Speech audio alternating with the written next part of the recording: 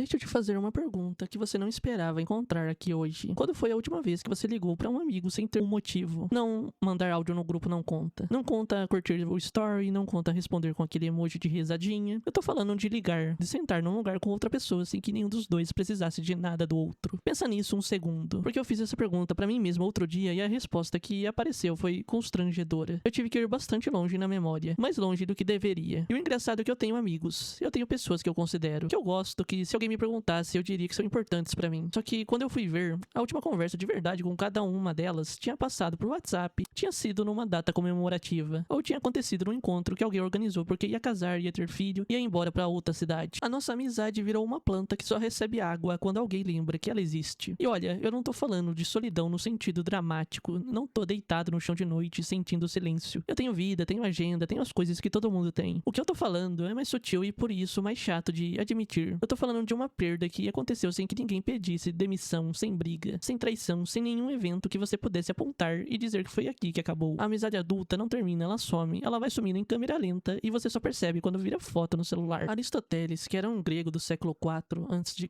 que ficou famoso por ter opinião sobre absolutamente tudo, dividiu a amizade em 3 tipos. Ele fez isso nos livros de Ética Nicomaqueia, que é um livro longo que quase ninguém leu, mas todo mundo cita. Mas, dessa vez, a divisão é boa o suficiente pra eu usar de verdade. O primeiro tipo é amizade de utilidade. Você se dá bem com o cara porque ele te ajuda em alguma coisa ou você ajuda ele. Quando a utilidade some, a amizade some junto. Sem drama, só sem motivo pra continuar. O segundo tipo é amizade de prazer. Você gosta de estar com uma pessoa porque é divertido, porque ela é engraçada, porque os dois gostam das mesmas coisas. Enquanto isso dura, dura. Quando a fase muda, quando o gosto muda, quando a circunstância muda, esse laço também se desfaz. O terceiro tipo é o que Aristóteles chamava de amizade perfeita. E ele era bem direto sobre ela. Era rara, demorava tempo pra formar e exigia que os dois tivessem caráter. Não caráter no sentido de ser bonzinho, mas no sentido de ter algo estável em si mesmo que a outra pessoa pudesse realmente conhecer. Ele achava que você não podia ter muitos amigos assim. O argumento era simples. Esse tipo de amizade exige que você efetivamente conheça o outro. E conhecer leva tempo, e tempo é finito. O problema é o seguinte: quase toda amizade que você fez na vida se formou numa situação que fornecia os 2 primeiros tipos automaticamente e de graça, sem você precisar fazer nenhum esforço para criar a estrutura. Na escola, você ficava 8 horas por dia com as mesmas pessoas, semana após semana, ano após ano. A repetição constante criava contato. Contato criava familiaridade. Familiaridade criava afeto. Você não escolheu seus melhores amigos da adolescência. Você ficou preso num lugar com eles tempo suficiente para eles virarem importantes. Na faculdade é a mesma coisa. Mesma época da vida, mesma pressão, mesmos projetos, mesmas noites ruins. A estrutura fazia o trabalho. E aí você se forma, começa a trabalhar, entra na vida adulta e a estrutura some. De repente, ninguém mais está no mesmo lugar que você por obrigação. A repetição que antes era garantida agora exige esforço ativo. Combinação de agenda, transporte, energia no fim do dia. E a maioria das pessoas não tem energia no fim do dia. A maioria das pessoas chega em casa e quer ficar quieta. Aristóteles sabia disso. Ele falava que a amizade perfeita exigia viver junto, conviver de fato, estar presente. Cidade pequena, praça pública, mesma vizinhança. Aquela Grécia antiga tinha uma estrutura urbana que produzia contato inevitável. A nossa não tem mais. Tem um dado que eu ouvi faz tempo e que grudou na minha cabeça. Estudos sobre solidão mostram que adultos americanos declararam ter, em média, menos de 3 amigos íntimos em 2020. Número que tinha caído bastante em relação às décadas anteriores. E quando perguntavam com que frequência eles se sentiam sozinhos, os números eram altos. Mas quando você pegava os números de pessoas que tinham bastante contato com outras pessoas, no trabalho, nas redes, no celular, a solidão não caía na mesma proporção. O que isso diz é que a gente encontrou um jeito de encher o dia de contato humano superficial e, ao mesmo tempo, esvaziar o dia de contato humano de verdade. São coisas diferentes e o cérebro sabe distinguir. Você pode passar 8 horas sendo sociável e chegar em casa com aquela sensação específica de que não conversou com ninguém hoje. Você sabe qual é essa sensação, você já teve. Provavelmente teve essa semana. Tem uma coisa que acontece com a amizade adulta que eu nunca vi ninguém falar direito. Que é o seguinte: a gente desenvolveu uma habilidade muito refinada de manter a amizade no modo arquivo. O modo arquivo é assim: você não fala com a pessoa, mas você acompanha o que ela posta. Você sabe que ela foi viajar, sabe que ela mudou de emprego, sabe que ela tá bem, ou pelo menos que a versão editada dela está bem. Isso cria uma ilusão de continuidade. A amizade parece intacta, porque você ainda sabe coisas sobre ela. Só que saber sobre a pessoa e conhecer a pessoa são coisas diferentes. Tem um amigo meu, vou chamar de Marcos, que eu conheço desde os 17 anos. A gente foi próximo por um bom tempo. Depois, foi se distanciando naturalmente, como acontece, sem evento algum. Hoje eu acompanho o Instagram dele. Eu sei que ele teve filho no ano passado. Eu vi as fotos do hospital e eu deixei um coração. Mas eu não sei como foi pra ele ter filho. Eu não sei se ele tá bem com aquilo, se tá difícil difícil, se ele sente que perdeu alguma coisa de si mesmo junto com o sono, se ele tá feliz de um jeito que ele não esperava. Eu vi o anúncio, não vivi a notícia. E o Marcos também não sabe isso de mim. Ele vê o que eu posto, que é a versão organizada. A amizade virou seguir um perfil e os dois tamo bem. Mas os dois também, bom, nós somos estranhos. Você vai me dizer que é culpa da correria, que todo mundo tem muito compromisso, que falta tempo. Isso é verdade, não é mentira. Mas eu acho que tem uma camada abaixo da correria que é mais honesta e que a gente não fala porque soa um pouco mal. A amizade adulta profunda exige um tipo de esforço que é diferente do esforço do trabalho ou da academia. Ela exige que você apareça sem estar no seu melhor. Ela exige que você ouça sobre a vida de alguém que às vezes você não acha particularmente interessante naquele dia. Ela exige que você seja visto num estado que não é o estado que você posta. E isso tem um custo emocional que a gente, especialmente depois dos 30, passou a calibrar muito melhor. Você sabe que tem energia para um número limitado de interações de verdade por semana. E você vai alocando esse recurso. No trabalho, na família, no relacionamento, a amizade vai ficando pra depois. E pra depois virou nunca. Isso não é maldade, é otimização num contexto de escassez. Só que a coisa que você acabou otimizando pra fora foi exatamente a coisa que fazia todo o resto suportável. Existe um fenômeno em sociologia que se chama homofilia. A ideia é que a gente naturalmente se cerca de pessoas parecidas com a gente. E que essa semelhança vai aumentando ao longo do tempo. Quanto mais velho você fica, mais difícil é formar amizade com alguém que veio de um lugar muito diferente do seu. Isso, junto com a estrutura da vida adulta, cria uma combinação estranha. Você vai ficando mais seletivo numa fase da vida em que a estrutura que antes colocava pessoas novas no seu caminho sumiu. O resultado é que a maioria das pessoas, depois dos 35, para de fazer amigos novos de verdade. Vai mantendo os antigos em modo arquivo e vai ficando. Eu não sei se isso é um problema, não necessariamente. Tem algo bom entre pessoas que te conhecem há tempos. Só que se elas te conhecem em modo arquivo também, aí você tem história compartilhada sem presente compartilhado. É um museu da relação, não a relação. Tem uma pesquisa de Harvard, que eu acho que eu mencionei, sobre o que fazia pessoas viverem melhor a vida. A resposta que aparecia nos dados era a qualidade dos relacionamentos. Não riqueza, não saúde, não carreira. Pessoas com relações próximas viviam melhor e mais. Mas tem um dado dessa pesquisa que é menos citado. Eles acompanharam as pessoas por décadas. E o que eles viram é que qualidade não é frequência. Não é quantas vezes você vê a pessoa, é a qualidade do que acontece quando vocês estão juntos. Duas pessoas que conversam honestamente 2 vezes por ano se saem melhor do que pessoas que se veem toda semana, mas só falam de superficialidade. O que isso diz é que o problema não é quantidade de contato. O problema é que o contato que a gente tem virou raso. E raso tem uma causa concreta que eu consigo nomear. Você parou de mostrar as coisas ruins. Não por orgulho necessariamente, por proteção, por não querer ser um peso, por achar que a pessoa tem as próprias coisas pra lidar. Você foi aprendendo a ser bem-vindo nas interações sociais, filtrando o que era difícil de carregar. Só que a amizade que sobrevive à vida adulta é exatamente a que aguenta o difícil. Você não consegue construir essa amizade só mostrando o que tá bem. Bom, eu não tenho uma conclusão limpa pra dar pra vocês. Eu mesmo tô nessa situação. Eu tenho um Marcos do Instagram, eu tenho o grupo com meme, eu tenho os encontros que acontecem quando tem evento. Não resolvi. O que eu acho, e isso é palpite mesmo, é que talvez a iniciativa tenha que vir antes da vontade. Você espera sentir vontade de ligar e a vontade não vem porque você tá cansado, porque parece invasivo, porque não quer incomodar. Você vai ligar depois que surgir um motivo. O motivo não surge, passa o ano. Talvez a conta seja pagar antes. Ligar sem motivo, aparecer sem estar no melhor, mostrar a parte que não vai bem sem saber se a pessoa vai saber o que fazer com aquilo. Ou não. Talvez a amizade adulta seja mesmo assim. Talvez a intensidade da infância e da adolescência fosse uma condição daquela fase, e não a norma da qual a gente se afastou. Eu não sei, pra ser bem sincero. O que eu sei é que o domingo, às 3 da tarde, aquele silêncio específico que a gente conhece bem, fica mais pesado quando você percebe que tem 10 pessoas no seu celular que você considera importantes e que nenhuma delas sabe como você tá de verdade. Pode ser que isso seja a vida adulta sendo a vida adulta. Pode ser que seja outra coisa que você tá deixando pra depois. Bom, pensar sobre isso pode te levar a descobrir o porquê essas coisas acontecem. Reflita sobre isso.